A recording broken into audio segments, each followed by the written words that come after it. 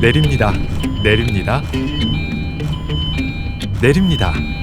더 경기 패스가 교통비 부담을 더 내려드립니다. 무엇을 타든 얼마나 타든 혜택이 더 큰 쪽으로. 더 경기 패스가 알아서 환급해주네? 더 똑똑하게 교통비 내리는 더 경기 패스. 교통 혜택에 내일이 먼저 시작되는 경기. 저 이번에 내려요? 자, 이번에는 신천지 얘기. 역시 또 국민의힘이랑 연결이 되는군요.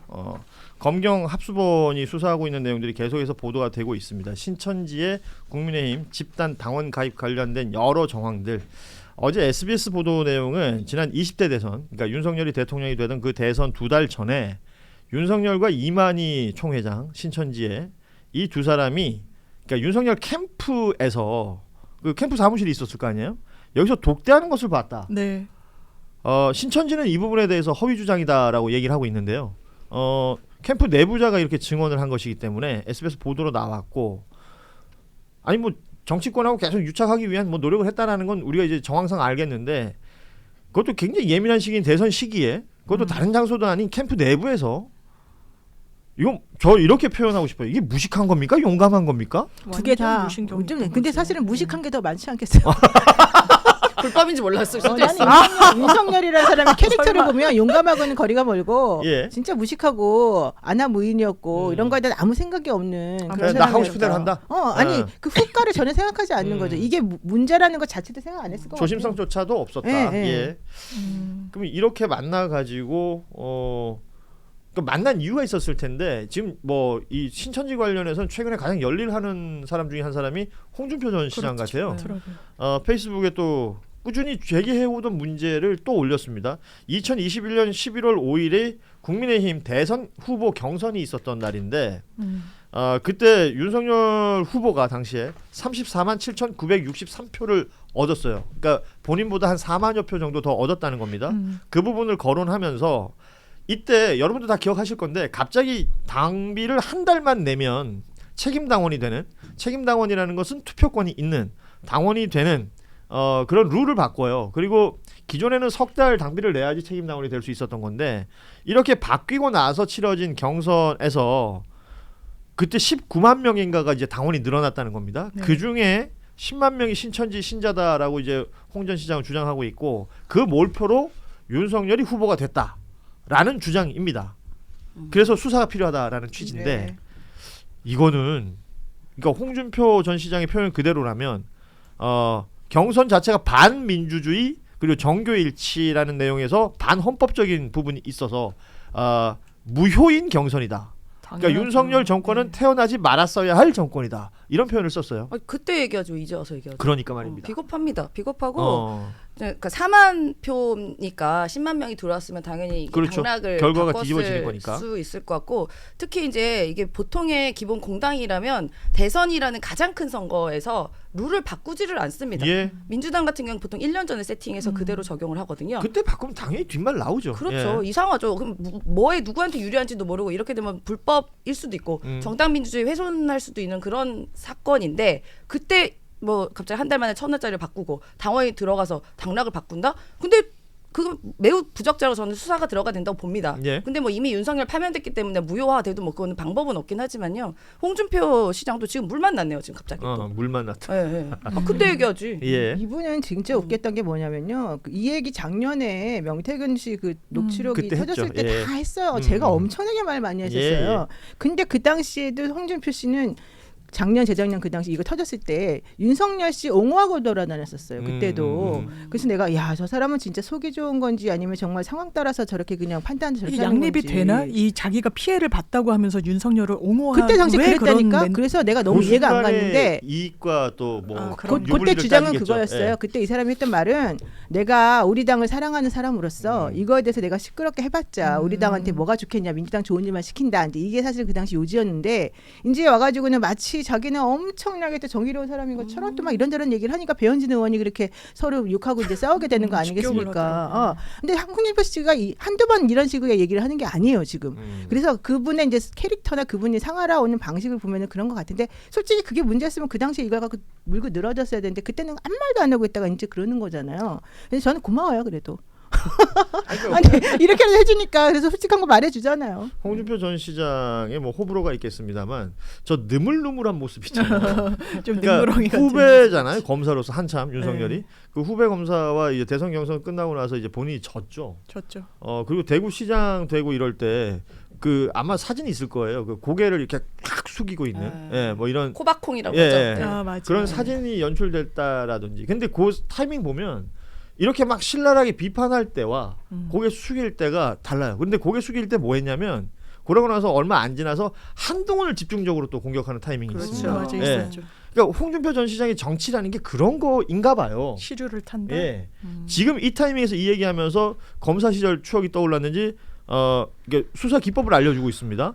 그러니까 당시에 입당했던 19만 명에 대한 명단을 확인해서 신천지 그 교인들 명단하고 대조해 보면 당시에 그 표현을 그렇게 했더라고요. 1,000원짜리 당원 중에서 신천지 교인 몇 명인지 확인하고 그게 바로 답이 나오는 내용 아니겠느냐. 과거에 기억하시겠지만 특검에서 국민의힘 당원 명부를 확인하고자 압수수색하려고 했을 때 극렬히 저항을 했었지 않습니까? 완전히 막아섰죠. 그러니까 그 이유도 여기에 있다고 본인은 본다는 거예요. 자, 그럼 수사기관은 이 내용을 수사할 수 있지 않을까요? 당연하죠. 지금 검경 합수본이 좀 가동이 돼 있으니까. 신천지는 또 자기네들 그 명부를 내겠다고 하고 있잖아요. 예. 그러면서 뭐 민주당도 내라 뭐 이러고 이제 역공을 펴는데 자기네들이 육성을 통해서든 필라테스 프로젝트를 통해서든 가입하려고 했던 당은 국민의힘이라는 건 뭐 이건 흔들리지 않는 대전제로 보이고요. 예. 이거는 어마어마한 범죄인 거예요. 이거는 민주주의의 진짜 기초 질서를 완전히 뒤흔들어는 거예요. 이게 당내 경선이니까 5만 표에 따라서 휘청휘청 될 수 있는 거잖아요. 5만 표도 안 되는 표차로 대선 후보가 갈렸으니까 거기에 대해서 저는 이제 그 경위야 어떻든지 간에 홍준표 전 시장이 더 이런 좀 쓴 목소리를 내줘야 된다. 그나마 이 부분이 국민의힘이 정신 차리는데 채찍질이 될 수 있고 그리고 민주적 기본 질서가 없는 정당은 해산 사유예요. 이건 민주적 기본 질서가 없는 정당이에요. 예. 그래서 위원정당 해산 얘기는 꾸준히 나오고 있고 그리 되면 뭐 대선 때 보존받았던 돈 얘기들도 많이 얘기 하잖아요. 같이 국민의힘 연결되는 거죠. 입장에서. 이거는 만약에 자기네들이 진짜 신천지 신도들 때문에 윤석열 씨로 대선 후보가 바뀌었다고 한다면 아하.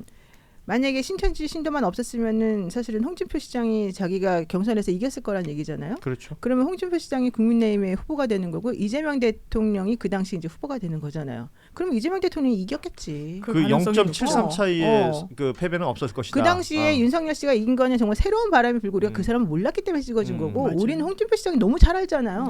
그때 됐으면 홍준표가 졌겠지 당연히. 그렇지 않나요? 그러니까 뭐 여러 가지 상상이 가능하죠. 근데 예. 신천지가 정말 그 여러 군데에서 정치적 영향력을 행사한 것 같은 게 당시 20대 대선 때도 이낙연 캠프, 뭐. 이재명 캠프 있었을 때 계속 이재명 당시 후보가 압도적으로 이기고 그렇죠. 있었는데 지역 순회 경선할 때 그렇죠. 예. 그래서 사실 결선 없이 계속 가겠다라고 했는데 어느 순간 3차인가요? 그때 마지막 서울에서 확 쫙 예. 뭐 어떤 세력이 들어왔는지 갑자기 뒤바뀌어 버리는 희한한 일이 있었는데 그때 민주당에서도 신천지 그때 얘기가 신천지 나왔죠. 얘기가 있었습니다. 네. 예. 이런 상황들을 이제 수사기관의 수사로 확인을 해야 될 텐데 모르겠어요. 저는 그 통일교하고 신천지는 조금 다르다고 보는 게 일종의 종교 활동 자체가 신천지는 뭔가 게릴라스럽잖아요. 그렇죠. 그러니까 뭐 교회 앞에 가면 이제 뭐 개와 신천지 출입 금지 막 이런 거 붙어 있는 게 그 교회에 그냥 일반 신도인 것처럼 들어와서 자신들의 포교 활동을 하고 그 교회를 먹어버린다. 네. 이게 이제 신천지의 주된 활동이다 보니까 그 신도들의 명단이란 게 정확하게 뭐가 있을까라는 생각이 드는 거예요. 저는. 이따가 나왔잖아요. 그러니까 만약에 있다면 그게 주민번호도 있다고. 아니 그러니까 만약 있다면 그게 이런 걸 다 포석해두고 이 사람들 필라테스라고 쓰는 거하고 같이 뭔가 또 다른 어떤 가짜로. 위장술이 아닐까라는 생각도 드는 겁니다. 그것도 열어놓고 수사해야 돼요. 왜냐면 너무 순순히 있다 그러니까 난 좀 오히려 의심스럽더라고. 그럴 수 있죠. 예. 네. 아니 그리고 이제 이 그러니까 통일교, 신천지 여기에 유착 관계도 봐야 되는 것이요. 이 두 종교 집단이 서로를 부러워하며 축구 경기까지 그렇죠. 했었어요. 공차 따는 친선. 거. 예, 어제 저희가 또 다루기도 했었는데. 노하우를 공유하면서 그러니까 부러워했던 포인트들이 달라. 신천지는 통일교의 그 글로벌함을 부러워했다는 거고 통일교는 신천지가 정치권에 어떻게 그렇게 자꾸 접근을 하는지 잘하는지 집단 가입을 어떻게 하는지 이런 것들에 대해서 부러워했다는 거니까. 여기 전 JMS 들어갔으면 좋겠습니다. JMS. 3자 3축으로 예. 아무튼 이런 상황들이니까 이건 수사기관에서 좀 더 적극적으로 나서줬으면 좋겠다. 그리고 말하자면 통일교 특검, 신천지 특검이 만들어진다면 이걸 집중적으로 또 할 수 있는 거니까 국민의힘은 통일교와 신천지를 구분해서 하자라고 하는 건데 그것도 잘 모르겠어요. 왜 그러는 건지. 그러니까 구분을 왜 해요? 아니, 구분하자고 하는 것 자체가 구리다는 거 아니에요. 그러니까 하자는 현실적으로. 말인지 하지 말자는 말인지. 예. 하지 구분해서 말자는 하되 우리 건 빼줘 이거 아니에요? 예. 아니 그리고 너무 이상하잖아요. 이게 목숨 걸고 단식할 만한 건이에요. 그 건 자체가 이게 너무 위험하고 의심스러운 상황이죠. 자, 다음 이야기는 한덕수 전 총리 선고 이후에 있을 수많은 국무위원들의 재판에 관련된 이야기를 좀 해보겠습니다. 일단 뭐 이진관 부장판사의 그 1시간 정도 되는 분량이잖아요. 쭉 읽어갔던 내용이. 네.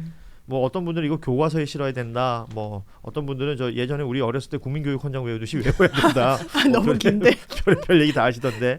일단 굉장히 중요한 포인트들이 많았었는데 그 중에서 그 국무위원들의 그 부작위라는 그 뭐 법률 그렇죠. 용어라고 하는데 예. 부분을 짚었던 부분, 예. 뭐 법률인들이 있으니까 좀 예. 설명을 해주세요. 그러니까 자기 의무가 있는 거예요. 음. 너가 대한민국에 국무총리씩이나 됐으면 음. 너 얼마나 대한민국에서 수혜를 입으면서 그 자리를 했냐. 그 경험치는 너가 적절하고 정확한 역사적인 판단을 내렸어야 돼. 이건 계엄, 불법 계엄이야. 이거 내란이잖아. 그거를 막아야 되는데 너 어떻게 했니? 국무회의 해야 된다라고 하면서 하지도 않아도 된다라고 하는 윤석열을 오히려 설득했지. 너는 이걸 막았어야 되는 법률상 자기의 의무가 있다.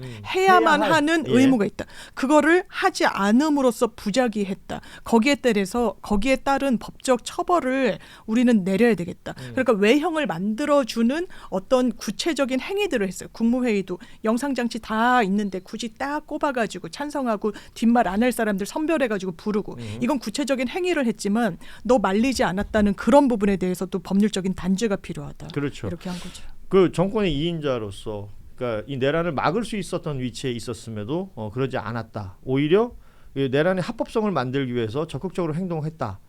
따라서 내란의 중요 임무 종사자가 되는 것이다. 이것은 이상민 전 장관, 박성재 전 장관, 뭐 당연히 김용현 전 장관 등등에게 모두 해당이 되는 것이죠. 당연합니다. 그러니까 뭐 국무위원들이나 아니면 군경 지휘부도 여기에 해당이 될 것이고 부작위에 대한 판단은 이제 앞으로 벌어질 재판에서 그러니까 이진관 부장판사가 해놓은 게 있으니까 이게 당연히 영향이 있을 것이다라는 네. 부분입니다.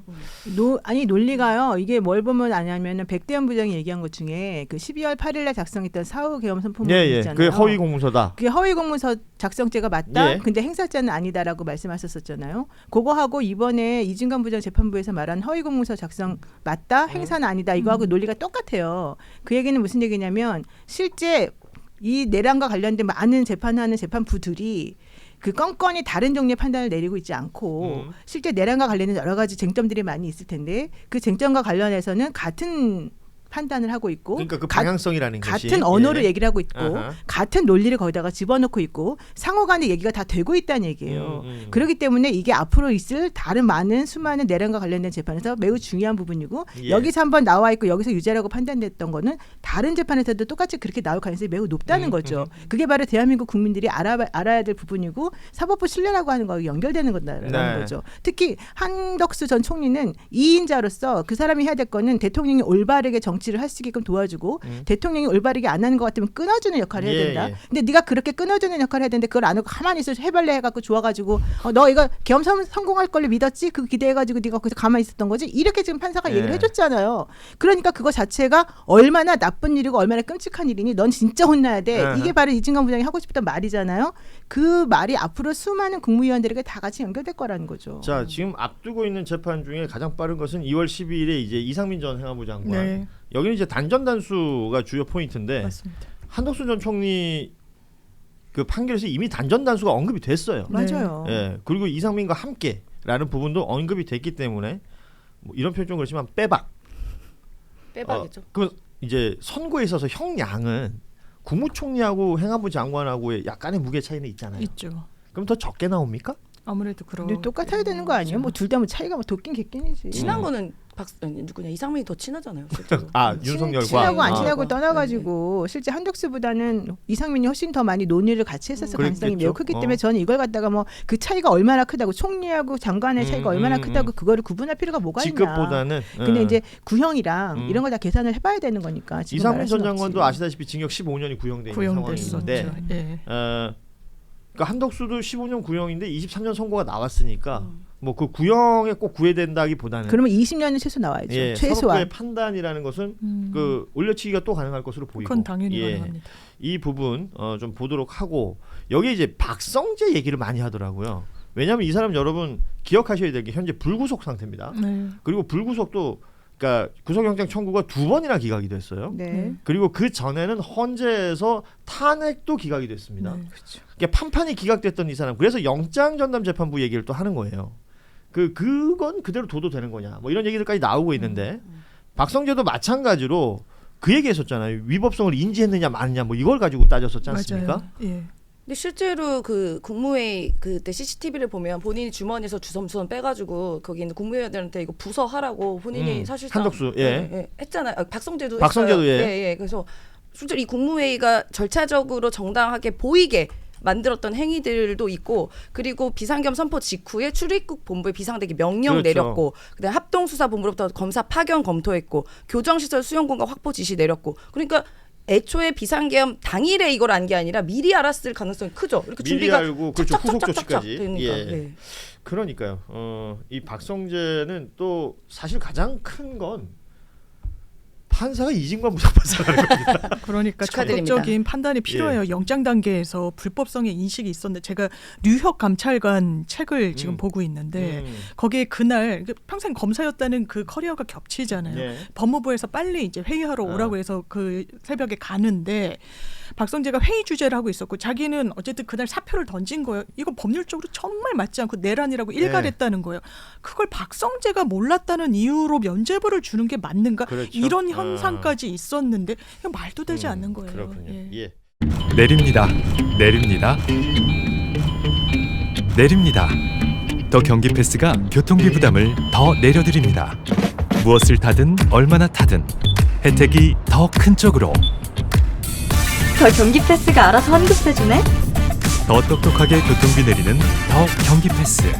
교통 혜택에 내일이 먼저 시작되는 경기. 저